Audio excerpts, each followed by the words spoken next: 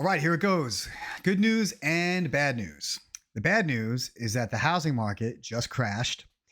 The good news is that usually after a crash, the only way to go is up.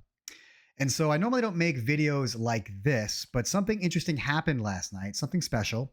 And that's what prompted me to make this video today. And also, what better time than right now after an election? Trump has been elected, and we're at the end of the year here for 2024 to do a real estate market update. So, last night, while I was at my daughter's cheerleading competition, coincidentally, I sat next to the country's number one largest, most well known mortgage broker. His name is Matt Weaver. If you're from South Florida, you know who he is. Obviously, you know Matt is excellent at what he does. And if you don't know him, you may want to Google his name. So, Matt and I had been working together for the last 5 years. And when he approached me with a tonality of empathy. His exact words were, "Hey, Joe, how's everything been going for you?" And if you know Matt, you would know that one of the things that he's best at is what people call bedside manner. And the fact is that over the last 18 months or so, the housing market has not been favorable for professionals within the market. I know realtors who have went bankrupt and gotten other jobs. I know big time home flippers and developers. And by big time, I mean flippers who do over 100 properties a year who have 7-figure losses on their books. The housing environment has been anything but favorable for people who do it full time over the last 18 months. And this is a fact. And that is how he approached me when he said hi, because he knows that I'm in this business as a full-time investor and as the owner of a real estate brokerage. And he's right for doing so. The last 18 months have been very difficult for us. Thankfully, we've been able to survive. And I'm very hopeful that we will be thriving in the near future. And that's going to be the projected focus towards the end of this video. And so one of the most interesting things that Matt shared with me while I was speaking with him last night is he pointed out the obvious, and that is this: we are getting ready to end 2024 with approximately 3.8, maybe 3.9 million home sales. That is countrywide. The height of the market was in 2021. That's when everything went gangbusters. In 2021, we did approximately 7 million home sales. We're going to end 2024 at about 3.8 million home sales. Do you know how many home sales were done in the housing crash of 2008? Looking at a chart right now over here. In 2008, we did 4.1 million home sales. In 2009, we did 4.3 million home sales. And then the following year, downtick back to about maybe 4.1 million. So what we can expect, or what we can conclude, is that the volume of home sales in 2024 at 3.8 million is less than the volume that we saw over the housing crash in 2008 and 2009 at about 4/4.1 million. There's the home crash that everybody's been waiting for. That's it. Now, why does it look different? Well, because it's very different. That's why. Back in 2008, there was lots of blood in the water, right? People were losing their houses left and right. There was no equity. People were over borrowing on loans that they never should have gotten. And money was being lost left and right. In today's environment, it's a lot different because people bought property over the last 5, 10, or 15 years. And when they bought the property, not only were there like more stringent banking requirements to put more money down for down payments, but also the market went straight up. So naturally, because of the rise in value and appreciation, they're in his equity. So we're not seeing nearly as much blood in the water today as what it was in 2008. But guess who is bleeding?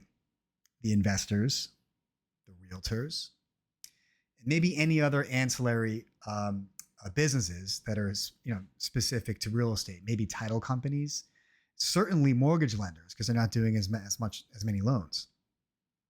And so right now, what we're looking at is within the last put my glasses on. Within the last 20 years, this is the least amount of volume that we've seen in any given year within the last 20 years right now.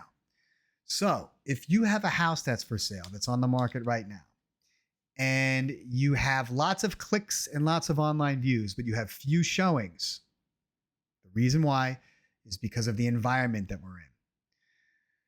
There's lots of uncertainty still in the economic marketplace. Economists call this a political pause. People were waiting to see what the outcome of the election would look like. Trump was just elected into office. That is great. He doesn't take office until early next year. So people are still kind of waiting to see how everything's going to shake out. Holidays are upon us right now. We're in November, but holidays happen every year. So that's expected. Natural slowdown due to traveling and things of that nature, which really shouldn't negatively impact the marketplace at all. Interest rates are still the major underlying factor, currently at about 6.5% to 7% for a primary mortgage.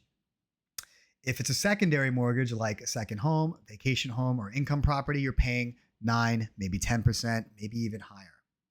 And so because interest rates are relatively high, coupled with high taxes, high property values, high insurance premiums, high cost of living, more and more people are deciding to stay put as opposed to sell and move forward and sell and sometimes trade up, or maybe they downsize down.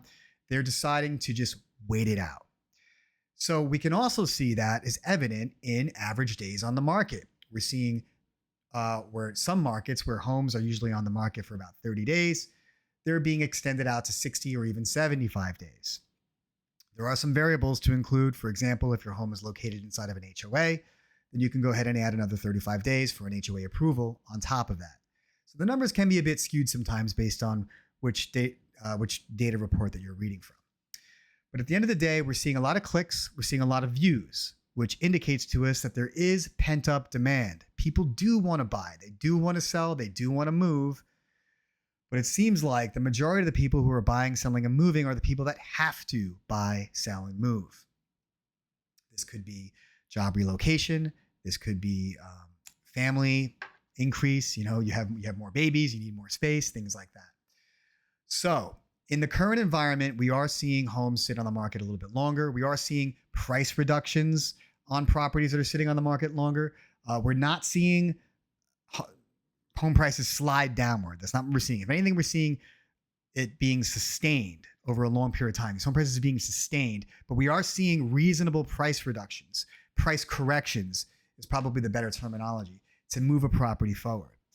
And so that's what we're seeing right now. And I'm glad that Matt pointed that out because, man, without having a good lens or a standard of measure to view the current environment through, it's really hard to make heads or tails over what the heck is going on.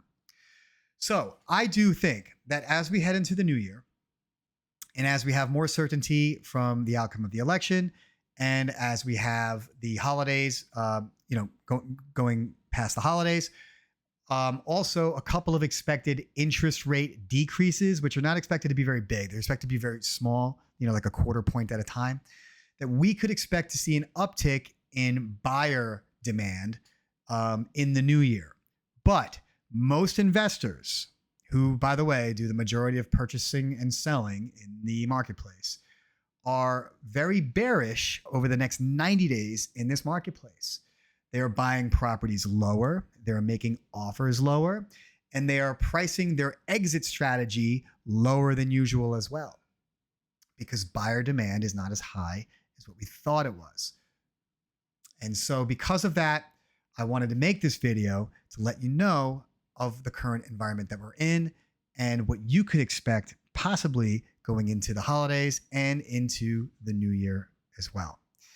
If you have any questions, as always, the links are below. There's lots of free resources there for you to consider. And of course, feel free to leave some comments if you have questions, and I'll be able to help you there too. Many blessings.